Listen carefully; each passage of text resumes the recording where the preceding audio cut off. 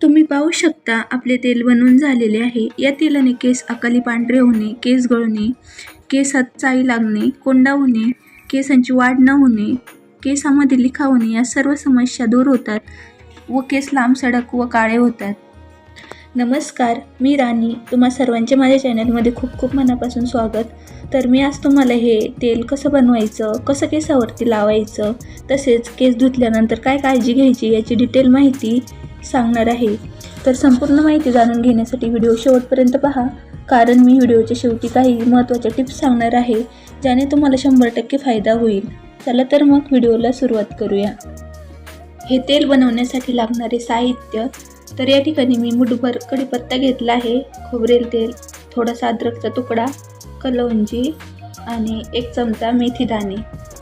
जर तुम्ही हे तेल लहान मुलांना वापरणार असेल ना, तर यामध्ये 1 चमचा ओवा घालून घ्यायचा, कारण सध्या पावसाळ्याचे दिवस आहेत त्यामुळे लहान मुलांना सर्दी लवकर होते. ओवा घातल्यामुळे मुलांना सर्दीचा त्रास कमी होतो किंवा बराच दिवस सर्दी देखील होत नाही, त्यामुळे तुम्ही हे तेल मुलांना देखील वापरू शकता. आता मी या ठिकाणी मिक्सरचं भांडं घेतलं आहे, त्यामध्ये मेथी दाणे आणि कलौंजी अगोदर टाकून घेतली आहे. त्यानंतर अद्रकचा तुकडा किसणीच्या साहाय्याने किसून घेत आहे, म्हणजे लवकर बारीक होईल. त्यानंतर कढीपत्ता, हे सर्व आपल्याला मिक्सरमध्ये वाटून घ्यायचं आहे. कढीपत्ता घेताना शक्यतो ताजा घ्यायचा, कारण याने खूप छान रिझल्ट येतो. तुम्ही सुक्का देखील घेऊ शकता, परंतु जो आपण फ्रेश घेतो ना त्याचा खूप छान रिझल्ट येतो. तुम्ही पाहू शकता मिश्रण बारीक झालेलं आहे आणि हे मिश्रण वाटताना अजिबात पाणी वापरायचं नाही. तर आता मी या ठिकाणी एक भांडं घेतलं आहे जाडबुडाचं, त्यामध्ये तेल टाकून घेत आहे आणि गॅसची फ्लेम लो ठेवायची आहे. अजिबात गॅसची फ्लेम हाय ठेवायची नाही, कारण आपल्याला वस्तू अजिबात जाळायच्या नाही आहेत. हे सर्व आपल्याला मंद गॅसवरतीच बनवायचं आहे. मी या ठिकाणी इंडक्शनचा वापर करत आहे. तुम्ही हे तेल इंडक्शनवर देखील बनवू शकता किंवा गॅसवर देखील बनवू शकता. फक्त गॅसची फ्लेम हाय ठेवायची नाही, स्लो गॅसवरती हे आपल्याला तेल बनवायचं आहे. तेल हलके कोमट झाल्यावर हे कढीपत्त्याचे आणि इतर जे साहित्य घालून मिश्रण करून घेतलेलं आहे ना, ते अगोदर टाकून घ्यायचं व हे मिश्रण सतत हलवत राहायचं. आणि नंतर तुम्ही ओवा देखील घालू शकता, कारण मुलांसाठी हे तेल वापरलं ना तर मुलांना सर्दी होत नाही या तेलामुळे. हे तेल आपल्याला मंद आचेवर बनवायचे आहे. साधारणपणे हे तेल बनण्यासाठी 10 ते 12 मिनिट लागतात. तुम्ही यामध्ये 4-5 कढीपत्त्याचे पूर्ण असे पानं देखील टाकू शकता, की ते एकदम असे कुरकुरीत झाले ना तुम्हाला समजेल की आपले तेल बनवून झालेले आहे. आपण यामध्ये जी कलौंजी वापरली आहे ना ती केसांसाठी खूप फायदेशीर आहे. यात अँटीऑक्सिडंट्स आणि इतर पोषक तत्वे असल्याने आपल्या केसांची वाढ चांगली होते, तसेच केस मजबूत होतात. केसातील कोंडा आणि इतर समस्या देखील. मेथीमध्ये लोह, व्हिटॅमिन सी, प्रथिने भरपूर प्रमाणात असते, ज्यामुळे केस निरोगी राहतात.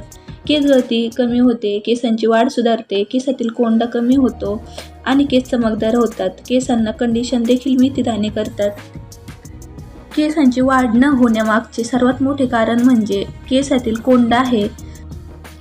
आल्यामध्ये अँटीबॅक्टेरियल आणि अँटीफंगल गुणधर्म असतात, त्यामुळे डोक्याच्या त्वचेशी संबंधित कोणत्याही समस्या उद्भवत नाहीत. तुम्ही पाहू शकता तेलाचा कलर बदललेला आहे. आपण यामध्ये ज्या सर्व वस्तू वापरलेल्या आहेत ना त्याचा अर्क या तेलामध्ये व्यवस्थित उतरलेला आहे. आता हे तेल रूम टेम्परेचरला थंड होण्यासाठी साईडला ठेवून द्यायचं. आपलं तेल थंड होईपर्यंत मी या ठिकाणी इडलीसाठी डाळ तांदूळ भिजत घातले होते ना ते दळून घेत आहे.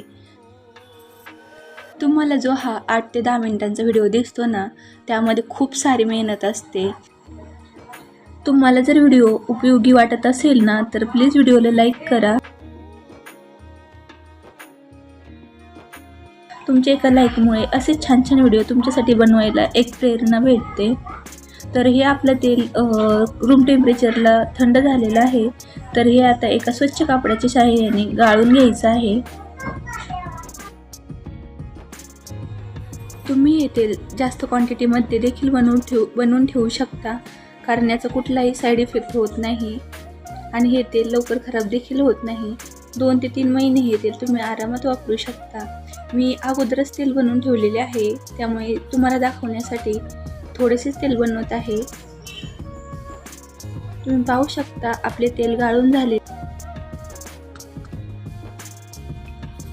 ज्या दिवशी तुम्हाला केस धुवायचेत ना, तर त्याच्या आदल्या दिवशी हे तेल व्यवस्थित केसावरती व्यवस्थित लावून घ्यायचे आहे.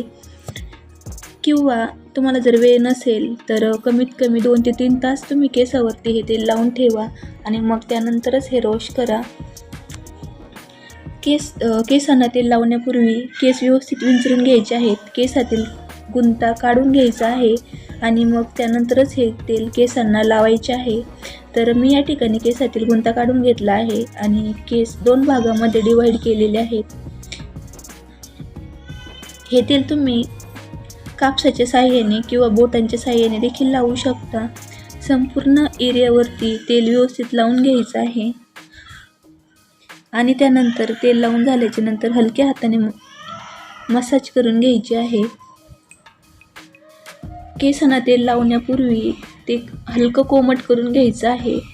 नेहमी तेल लावायच्या अगोदर ते कोमट करून मगच लावायचं, म्हणजे मग ते छान केसामध्ये मुरतं आणि त्याचा खूप छान रिझल्ट आपल्याला भेटतो. यामुळे केसांची वाढ चांगली होते, हेअरफॉल कमी होतो, हेअर ग्रोथ चांगली होते, केस मजबूत होतात, कमी तुटतात, केसांना चमक येते.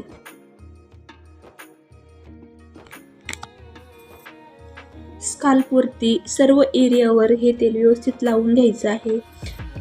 संपूर्ण स्काल्पवरती तेल लावून झाल्याच्या नंतर केसाच्या लेंथवर देखील तेल लावून घ्यायचं. हेअर ग्रोथसाठी बोटांच्या साहाय्याने हलक्या हाताने दाब द्यायचा, याने देखील हेअर ग्रोथ चांगली होते. यामुळे ब्लड फ्लो देखील चांगला होतो. तेल लावून झाल्यानंतर तुम्ही आंबाडा घालू शकता किंवा वेणी देखील घालू शकता. केस बांधूनच मगच झोपायचं आहे.